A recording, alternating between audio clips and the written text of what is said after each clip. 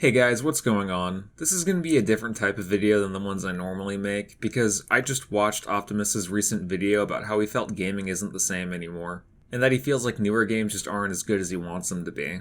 And I want to make a response video to share my thoughts on the subject because one, I can sympathize with his points, and two, I've been in the same boat as him before in the past, where I felt what you may call gaming fatigue, where nothing I've been playing recently has excited me like it did in the past. I don't really want to give my opinion on what he said regarding the more corporate things that have been devaluing games as a whole, like microtransactions and day one patches, because I don't really have much to say about it. Optimus is right. Day one patches are pretty much always used as a scapegoat to band-aid issues that could have been fixed with more development time. And microtransactions offer nothing to the player other than putting money in the publisher's pocket, so to make my response feel less pedantic, I'm going to specifically give my opinions on how Optimus feels regarding new games, how this has happened to me in the past, and what I did to get through it. So, back in 2016, when the PS4 was still starting out, I went through a phase where the stuff that I was playing didn't interest me much. For those of you guys who are new to my channel and don't know the type of games I normally play, I've always preferred JRPGs, platforming, and third-person action games in general. And I remembered having this feeling of boredom when trying to get the most out of my PS4 back then. A lot of it had to do with the fact that back then the PS4 was still in its infancy, and you really only saw HD remasters and the occasional first-party exclusive from Sony here and there. But also, a lot of it had to do with the fact that the genres that I previously mentioned enjoying were either really disappointing in this era or non-existent because of constant delays. I think most people who are playing games throughout the 2010s can agree that the year of 2016 was the most disappointing year for gaming in that decade.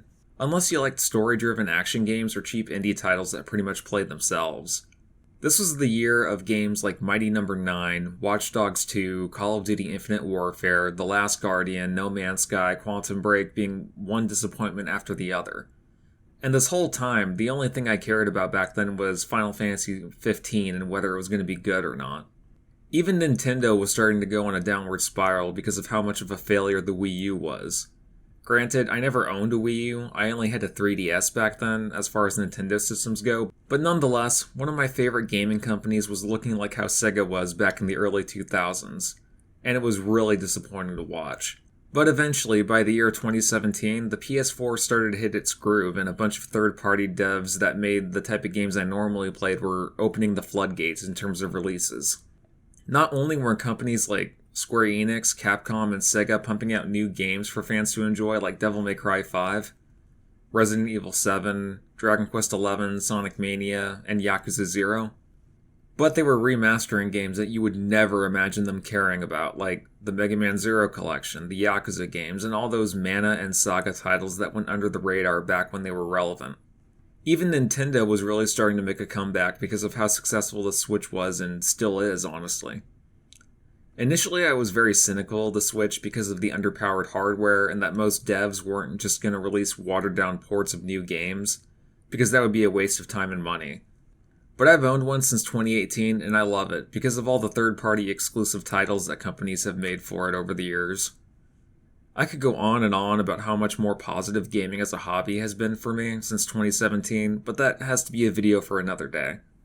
Basically, my point in bringing all that up is I really do understand what Optimus is going through right now with how he feels about the games he enjoys playing, as well as his opinions on the industry as a whole, but thankfully there are things that you can do to get rid of that fatigue.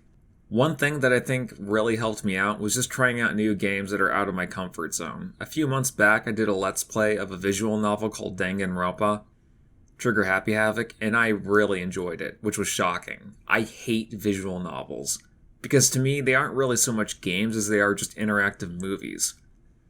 And if it wasn't for one of my friends who requested me to stream it, Danganronpa would just be something I'd shrug off and not really think about. Another genre that I typically hate are first-person shooters. But about 7 or 8 months ago, I played through Serious Sam HD on Steam, and I'm glad that I did, because the amount of enemy mobs that come chasing after you, and how wacky the weapons are, and how the story was funny to sit through, it honestly just made it all worth it for me. So all in all, it really sucks to go what Optimus is going through. I feel for him, but I'm sure that there will be light at the end of the tunnel.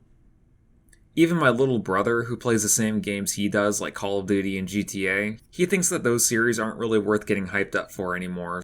So I know for a fact that he isn't the only guy who feels the same way.